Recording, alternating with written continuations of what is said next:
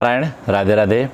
श्रीमद् भगवद गीता के पंचम अध्याय जो कर्म संन्यास योग का विषय है, इसमें भगवान अर्जुन के प्रश्न का उत्तर दे रहे हैं। कहते हैं प्रभु कि संन्यास कर्म योगश निःश्रेयस्य कराबुभौ तयोस्तु कर्म संन्यासात् कर्मयोगो विशेष्यते। भगवान कहते हैं कि हे अर्जुन, संन्यास यानी सांख्य योग और कर्मयोग दोनों ही कल्याण करने वाले हैं, परंतु दोनों में भी जो कर्म संन्यास यानी सांख्य योग से कर्मयोग श्रेष्ठ है, इसलिए तुम कर्मयोगी बनो। तस्मात् योगी भव अर्जुन। अगर इसका भावार्थ निकालें तो ये बात स्पष्ट होती है कि भगवान के सिद्धांत के अनुसार सांख्य योग और कर्मयोग का पालन प्रत्येक वर्ण आश्रम जाति वर्ग के लोग कर सकते हैं, कारण कि उनका सिद्धांत किसी वर्ण आश्रम संप्रदाय आदि को लेकर नहीं है, जो सांख्य योग का सिद्धांत है। इसी अध्याय के पहले श्लोक में अर्जुन में कर्मों का त्याग करके विधिपूर्वक ज्ञान प्राप्त करने की प्रचलित प्रणाली को कर्म संन्यास नाम से कहा है, परंतु भगवान के सिद्धांत के अनुसार ज्ञान प्राप्ति के लिए सांख्य योग का पालन प्रत्येक मनुष्य स्वतंत्रता पूर्वक कर सकता है और उसका पालन करने में कर्मों के स्वरूप के त्याग की कोई आवश्यकता नहीं है। जो जिस आयु वर्ण गोत्र वंश आदि में अपने वर्णानुसार अपने कर्मानुसार कार्य कर सकता है। इसलिए भगवान प्रचलित मत का भी आदर करते हुए अपने सिद्धांत के अनुसार अर्जुन के प्रश्न का उत्तर दे रहे हैं। संन्यास शब्द माने सांख्य योग है, कर्मों के स्वरूप से त्याग नहीं है। अर्जुन के प्रश्न का उत्तर देते भगवान कहते हैं कि भगवान ने कहा कि कर्म के त्याग पूर्वक संन्यास का विवेचन न करके कर्म करते हुए ज्ञान को प्राप्त करने का जो सांख्य योग मार्ग है उसका विवेचन करते हैं। उस सांख्य योग के द्वारा मनुष्य प्रत्येक वर्ण आश्रम संप्रदाय आदि में रहते हुए प्रत्येक परिस्थिति में स्वतंत्रतापूर्वक ज्ञान प्राप्त कर सकता है और अपना कल्याण कर सकता है। सांख्य योग की साधना में विवेक विचार की मुख्यता रहती है। विवेक पूर्वक तीव्र वैराग्य के बिना यह साधना सफल नहीं होती, इससे विवेक बहुत आवश्यक है। इस साधना में संसार की स्वतंत्र सत्ता का अभाव होकर एकमात्र परमात्म तत्व पर दृष्टि रहती है। राग मिटे बिना संसार की स्वतंत्र सत्ता का अभाव होना बड़ा कठिन है। इसलिए भगवान ने देहाभिमानियों के लिए साधन क्लेशयुक्त कहा है। जो देहाभिमानी है ये भगवती विवेक नहीं कर सकती, वो विवेक उनके पास खो जाता है। भगवान ने कहा है कि कर्मयोग का साधन किए बिना संन्यास का साधन होना कठिन है, क्योंकि संसार से राग मिटाने के लिए कर्मयोग ही सुगम उपाय है।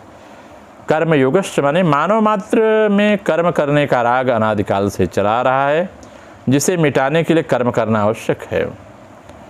परंतु वे कर्म किसी भाव और उद्देश्य से कैसे किए जाएं, करने का राग सर्वथा मिट जाए, इस कर्तव्य कर्म को करने की कला को ही कर्मयोग कहते हैं। कला क्या है? जैसे आपने किसी वस्तु को जब तक नहीं देखा तो देखने की इच्छा होती है, और देख के फिर उसका मूल्यांकन जब आप करेंगे तो आप धीरे से उससे बाहर आ जाएंगे, समझेंगे मुझे नरकगामी बनाएगा। यही है कर्मयोग। और उसी में फंस गए, उसको देखकर उसमें लालच में फंस गए, तो कहते हैं यही आपका बंधन कारण की जो कर्म हुआ। कर्मयोग छोटा कार्य है या बड़ा, इस पर दृष्टि नहीं रहती है। जो भी कर्तव्य कर्म सामने आ जाए उसको निष्काम भाव से दूसरों के लिए हित के लिए करना चाहिए। कर्मों से संबंध विच्छेद करने के लिए आवश्यक है कि कर्म अपने लिए न किए जाएं। अपने लिए कर्म न करने का अर्थ है कर्मों के बदले में अपने लिए भी कुछ पाने की इच्छा न होना। यही है कर्म के बदले अकर्म होना। जब तक अपने लिए कुछ भी पाने की इच्छा रहती है, तब तक कर्मों के साथ कर्म का संबंध व्यक्ति का जुड़ा रहता है। निःश्रेयस्य कराबुभौ। अर्जुन का प्रश्न था कि सांख्य योग और कर्मयोग इन दोनों साधनों में कौन सा साधन निश्चय पूर्वक कल्याण करने वाला है।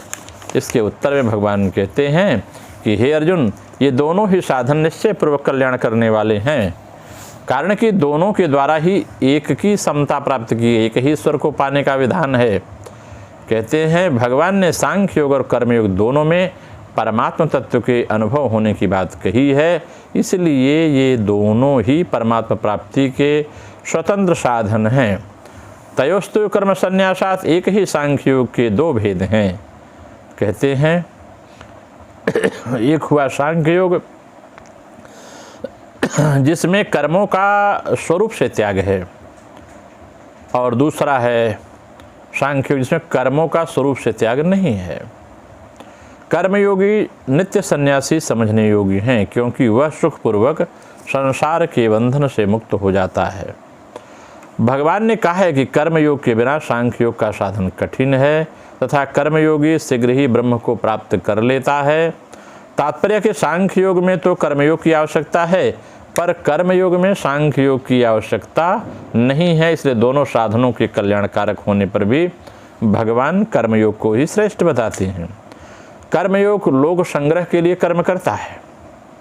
लोक संग्रह का अर्थ यह है कि निस्वार्थ भाव से लोक मर्यादा सुरक्षित रखने के लिए, लोगों को उन्मार्ग से हटाकर सन्मार्ग में लाने के लिए कर्म करना, अर्थात केवल दूसरों के हित के लिए कर्म करना, इसी को गीता में यज्ञार्थ कर्म कहा जाता है। और जो केवल अपने लिए कर्म करते हैं वह बध जाते हैं, परंतु कर्मयोगी निस्वार्थ भाव से दूसरे के लिए कर्म करता रहता है, अतः वह कर्मबंधन से सुगमतापूर्वक मुक्त हो जाता है। इसीलिए कर्मयोग श्रेष्ठ है। कर्मयोग का साधन प्रत्येक परिस्थिति और प्रत्येक व्यक्ति के द्वारा किया जा सकता है, चाहे वह किसी भी वर्ण, आश्रम, संप्रदाय आदि का क्यों न हो।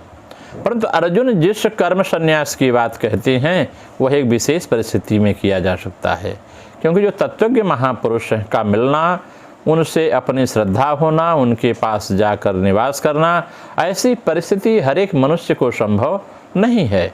अतः प्रचलित प्रणाली के सांख्य योग का साधन एक विशेष परिस्थितियों में ही साध्य है, जबकि कर्मयोग का साधन प्रत्येक परिस्थिति और प्रत्येक व्यक्ति के लिए साध्य है। इसलिए कर्मयोग श्रेष्ठ है।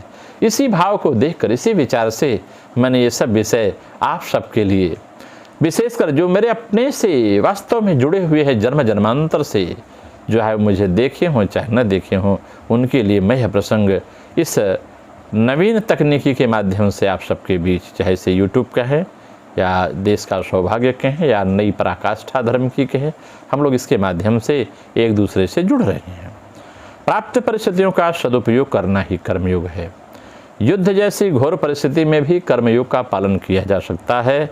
कर्मयोग का पालन करने में कोई भी मनुष्य किसी भी परिस्थिति में असमर्थ और पराधीन नहीं होता है, क्योंकि कर्मयोग में कुछ भी पाने की इच्छा का त्याग होता है। ऐसे युद्ध भूमि में लड़ाई हो रही है, कोई इच्छा नहीं है विजय मिले या हार मिले, लड़के सफलता प्राप्त करनी है, इस उद्देश्य से आगे बढ़ते रहते हैं।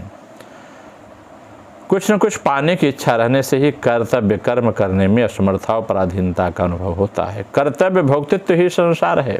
यह संसार में भोग और कर्म ये हैं। सांख्य योगी कर्मयोगी इन दोनों को ही संसार से संबंध विच्छेद करना है। इसलिए दोनों ही साधकों को करने का और भोगने का, इन दोनों को मिटाने की आवश्यकता होती है। तीव्र वैराग्य और तीव्र बुद्धि होने से सांख्य योग में कर्तापन का भाव मिटता है। उतना तीव्र वैराग्य और तीक्ष्ण बुद्धि न होने से कर्मयोगी दूसरों के हित के लिए सब कर्म करके जो भोग प्रवृत्ति है उसको मिटा देता है। उतना तीव्र, इस प्रकार सांख्य योगी कर्तव्य का त्याग करके संसार से मुक्त होते हैं, और कर्मयोगी भोग का, अर्थात कुछ पाने की इच्छा का त्याग करके मुक्त होता है। तो सांख्य योगी कर्तव्य का त्याग करके संसार से मुक्त होता है, और जो कर्मयोगी है वह भोग की वस्तुओं का, यानी कुछ पाने की इच्छा का त्याग करके मुक्त होता है। यह नियम है कि कर्तव्य का त्याग करके, कर्तृत्व का त्याग करने से भोगने की प्रवृत्ति का त्याग, और भोगने की प्रवृत्ति का त्याग करके करने की प्रवृत्ति का त्याग स्वतः हो जाता है। यह स्वयं सिद्ध है। कुछ न कुछ पाने की इच्छा से ही करने का अभिमान होता है। जिस कर्म से अपने लिए किसी प्रकार का सुख की इच्छा नहीं है वह क्रिया मात्र है, कर्म नहीं है। जैसे यंत्र में कर्तृत्व नहीं रहता है, ऐसे ही कर्मयोगी में कर्तृत्व करने का भान नहीं रहता। आपने बटन दबा दिया, पानी निकलने का, उससे करने का भाव नहीं, मुझे करना है नहीं। जब भी आप बटन दबाए चलेगा, बटन बंद कर दिया बंद हो जाएगा।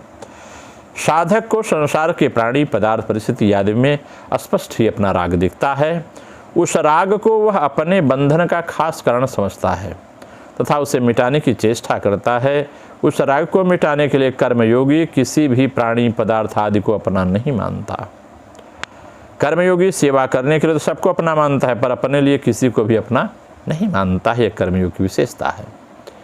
कहते हैं क्रियाओं से सुख लेने का भाव न रहने से कर्मयोगी की क्रियाएं परिणाम में सबका हित और वर्तमान में सबकी प्रसन्नता और सुख के लिए ही होती हैं।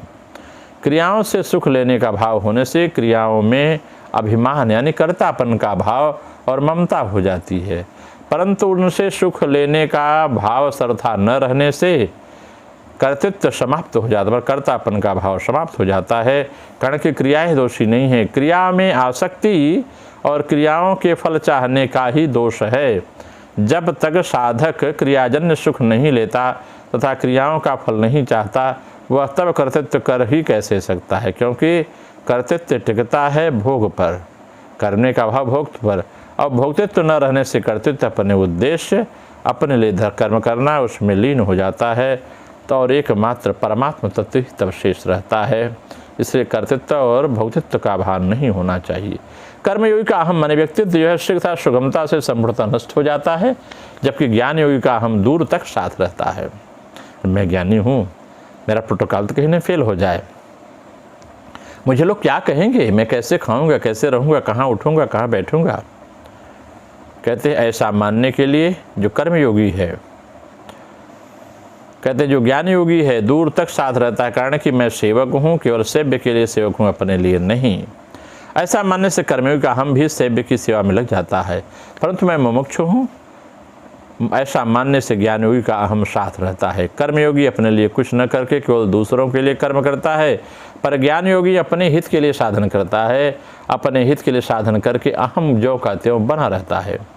ज्ञान योग की मुख्य व्याख्या है कि संसार की स्वतंत्र सत्ता का अभाव करना, और कर्म योग की मुख्य व्याख्या है राग का अभाव करना। ज्ञान योगी विचार के द्वारा संसार की सत्ता का अभाव तो करना चाहता है, पर पदार्थ से राग रहते हुए उसकी स्वतंत्रता का अनुभव होना उसे कठिन है। ये ज्ञान योग में कुछ न कुछ अपने लिए भावना बनी रहती है, फिर भी व्यवहार काल में उन पदार्थों में स्वतंत्र सत्ता प्रतीक होने लगती है। परंतु कर्मयोग जो है कि साधक का लक्ष्य दूसरों को सुख पहुंचाने से उसमें अपने आप स्वतः राग मिट जाया करता है। इसके अतिरिक्त मिली हुई सामग्री का त्याग करना कर्मयोगी के लिए जितना सरल है, उतना ज्ञान योगियों के लिए सरल नहीं है। भगवान कहते हैं कि जैसे हमारे पास कंबल पड़े हैं तो कंबलों का दूसरों का माने जानकर उनका त्याग करना, अपने से उनका राग हटाना साधारण बात है, परंतु वैराग न होने पर उन्हीं कंबलों को विचार द्वारा अनित्य, क्षणभंगुर, स्वप्न में मायामय पदार्थ समझकर ऐसे ही छोड़कर चले जाना कठिन है।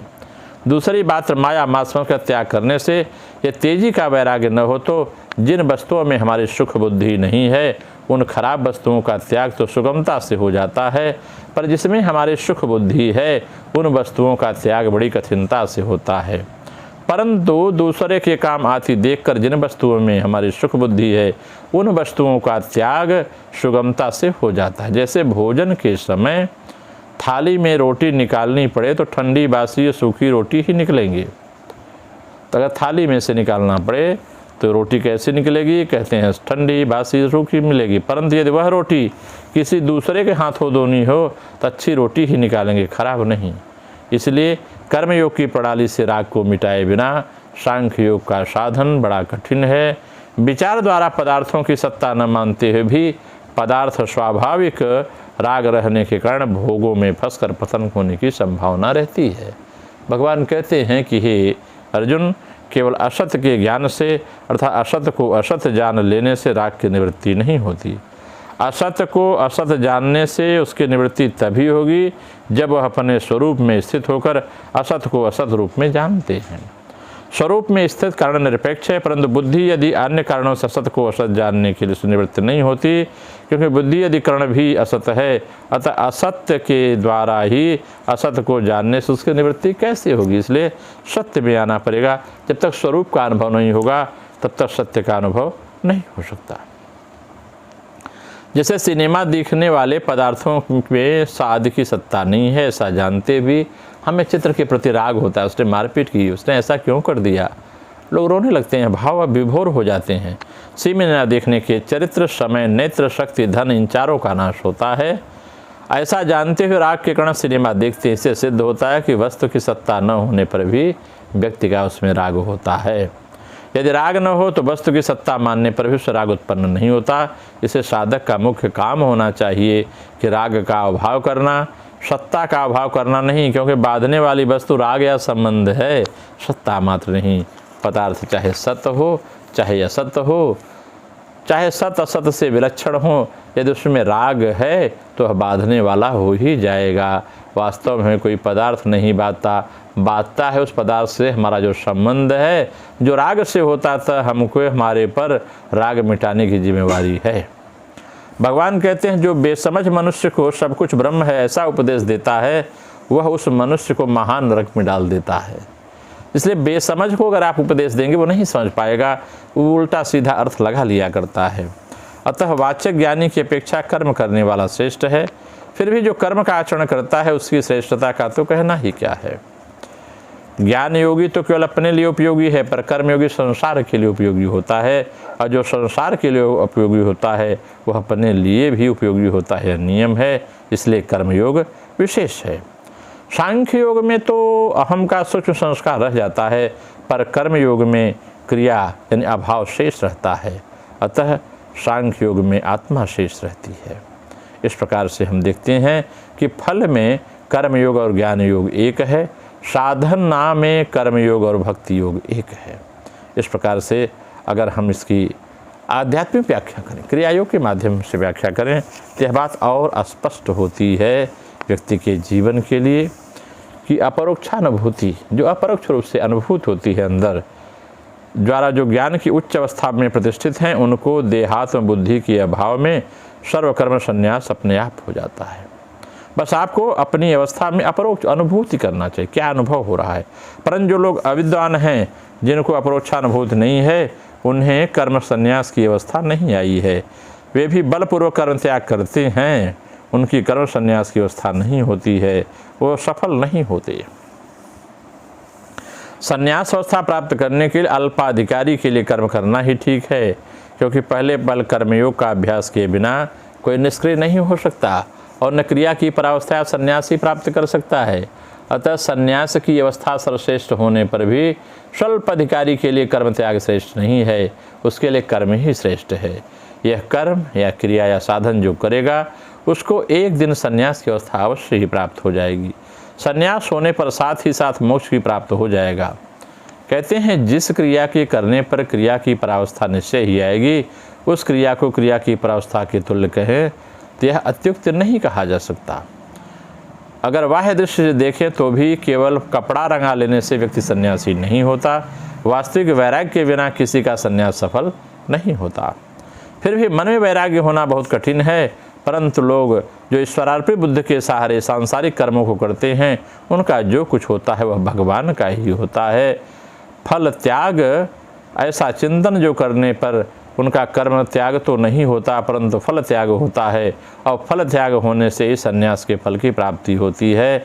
और संन्यास लेकर यदि धर्म का पालन नहीं करता तो उसे दोष लगेगा।